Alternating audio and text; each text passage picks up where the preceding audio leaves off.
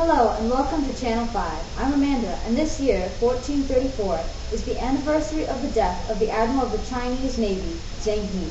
As tribute, we will be bringing in two analysts to tell us about the aftermath of the Admiral's death.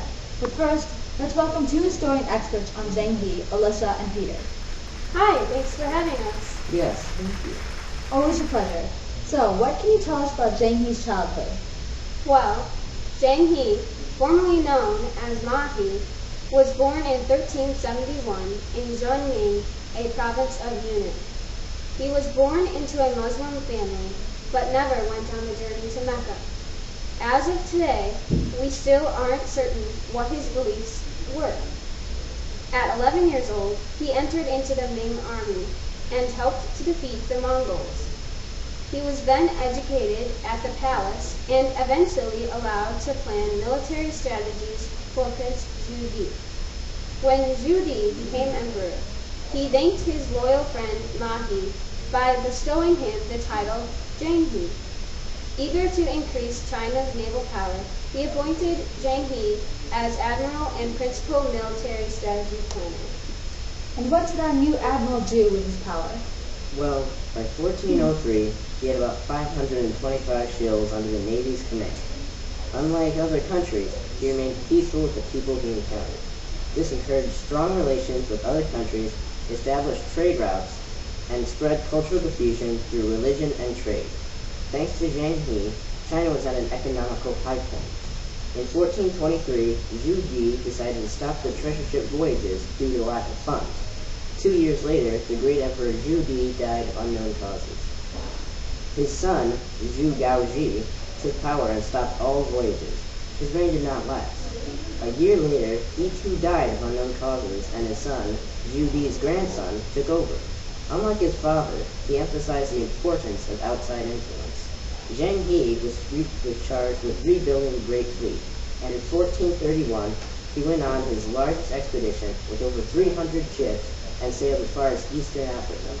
Unfortunately, on the return voyage, he went missing, and his body was never recovered. And his death is a real tragedy. Now let's bring in two analysts to help us learn about how his death has affected the world today. Please welcome Birkin and Nick.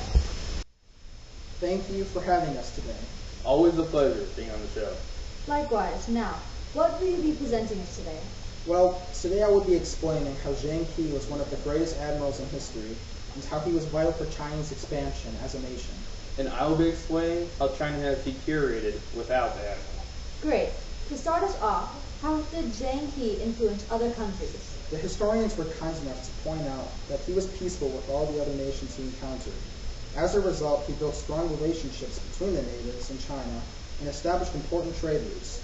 The natives of the lands, encouraged by his peacefulness and respect, became increasingly open to Chinese culture as well as traditions from the other lands. He brought Chinese influence from the east all the way to Western countries, including India and Africa. And how did this affect China? This helped the spread of cultural diffusion through religion and trade. He not only spread Chinese culture, he also brought back different cultures, religious beliefs, geological discoveries, weather information, and of course, different goods such as spice and animals. While other countries were suffering, Zheng He led China to immense wealth and prosperity. The time of Zheng He's voyages was the high point of Chinese economy. Sounds like he did a lot of important work in his lifetime. Now, how about his death? How has China fallen after the passing of Zheng He? Since Zheng He has gone missing, no one has stepped up to take his place. His fleet has already begun to disintegrate, and I doubt we can expect anyone to take his place, to be nearly as influential as Zheng He. A shame. Can analysts predict how Zheng He will have impact on future nation relationships, admirals and explorers, and historical events or figures? Well, we can't say anything for certain, but we are confident that Zheng He's contributions will not be in vain. As Birkin pointed out, Zheng He worked hard to peacefully spread cultures to different countries, whether that be Chinese culture or cultures from other countries. This encouraged envoys from all around the world to come to China and establish good relations. Although the founder of these relations, Zheng He, may have passed, I doubt that China will cease to exchange with other countries. In addition, Zheng He was vital towards geographic and naval exploration. He turned exploration focus from the continents to the seas. He contributed a great deal to China's navigational system, as well as commanded a record number of fleets at one time. I highly doubt anyone will be able to top that. Thank you, Nick.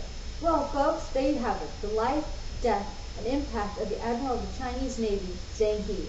Unfortunately, that's all the time we have today, but tune in next week for an exciting lesson on the history of paper. Good night.